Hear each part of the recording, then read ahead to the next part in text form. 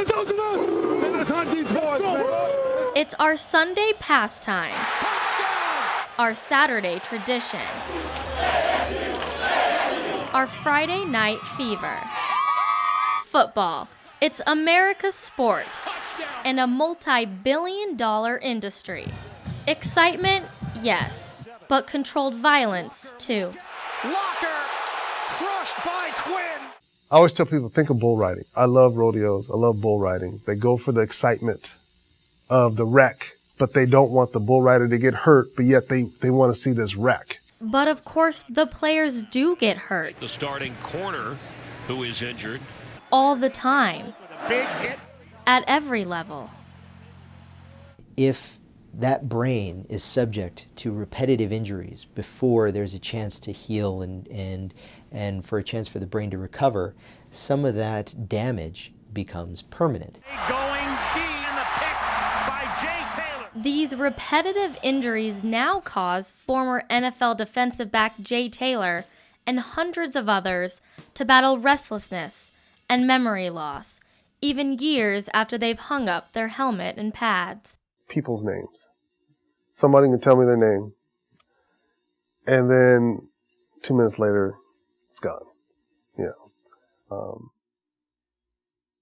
misplaced things sometimes, and you can't remember where I sat it down. The growth and development of the brain, let's just say that it's kind of going on a linear trajectory, and it's kind of moving up like that. For every time that brain receives an injury or some kind of insult, well, that processing, that development does drop and becomes impaired just a little bit. And even if it gets a chance to recover, it's never quite up at that level that it was just before. Injuries happen in a second. Careers end in an instant. Lives change forever. Hayward Bay. In a moment. Communicating now with the medical staff. You have symptoms that last for greater than 3-4 weeks. That is a miserable feeling and a miserable way to live. A misery only talked about nationally the past few years, but a feeling doctors have worried about for at least 20. Our data back then was not very accurate. We were just gathering data at that time. Most of the guidelines that we focused on were designed for major car accidents, major brain trauma. Nobody had really done much with sport concussions. But we know a lot more now. A study of 3,500 former NFL players released just last month revealed they are 4 times more likely to die of Parkinson's disease or ALS. What happens over time is you just start to lose your facilities, you know, and you start to see guys not be who they are.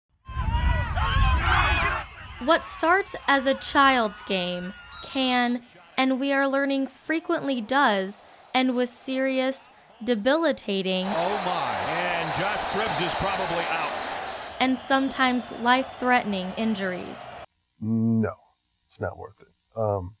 What I physically feel now, what I've gone through, it's not even close to worth it. Helmets have gotten stronger.